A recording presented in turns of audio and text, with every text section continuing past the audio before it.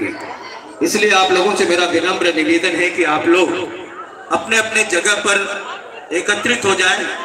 बहुत दूर से यहाँ पर कलाकार आपके बीच में बनारस से रूपवाणी के व्योमेश शुक्ला आए हैं।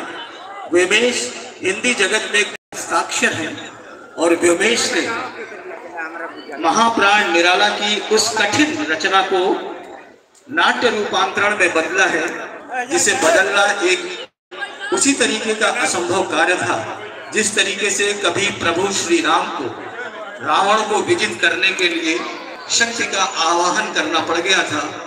एक समय पूरी निराशा मन में छा गई थी और उस निराशा से उबरने का उपाय जिन लोगों ने जो बताया था वो एक बड़ी चीज थी।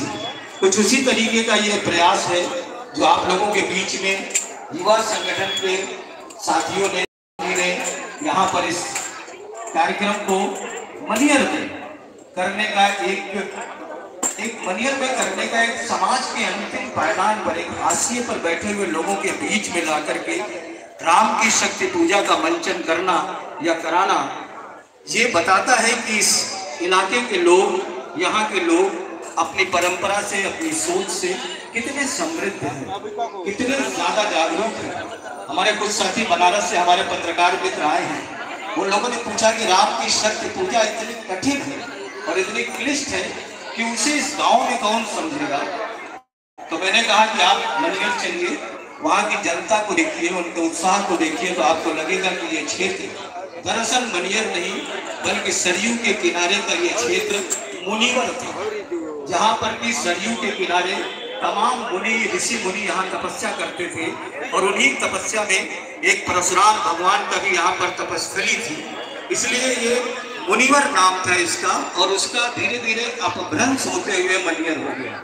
वास्तव में ये मुनिवर है। और कार्यक्रम विधिवत शुरू हो उसके पहले मैं अपना परिचय देना चाहता हूँ, इसलिए कि बहुत से लोग मुझे नहीं पहचानते हैं, लेकिन मैं इसी मनियर गांव का हूँ। मेरा जन्म मेरे माता पिता का जन्म, मेरे पिता का जन्म इसी मनियर में हुआ। रामायण सिंह का छोटा भाई हूँ। कपिलदेव सिंह, श्री कपिलदेव सिंह मेरे पिता थे जो यहीं पर रहते थे। गोपाल मेरा छोटा भाई है और मैं इलाहाबाद में चला गया। मेरे पिता एजी ऑफिस में थे तो इलाहाबाद चले गए। हम लोगों की परवरिश इलाहाबाद में हुई, लेकिन गांव से लगाव और ताता उसी तरह बना रहा। हमें बहुत लोग नहीं जानते हैं यहाँ पर कि मैं इसी गांव का हूँ, इसी जगह का हूँ।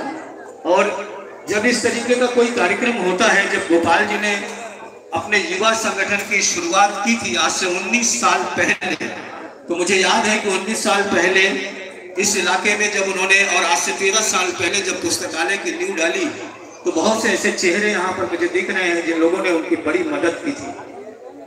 और आज इस मौके पर हम सब यहाँ पर उपस्थित हुए हैं जबकि साहित्य सदन पुस्तकालय का 13वां और युवा संगठन का 19वां स्थापना दिवस है।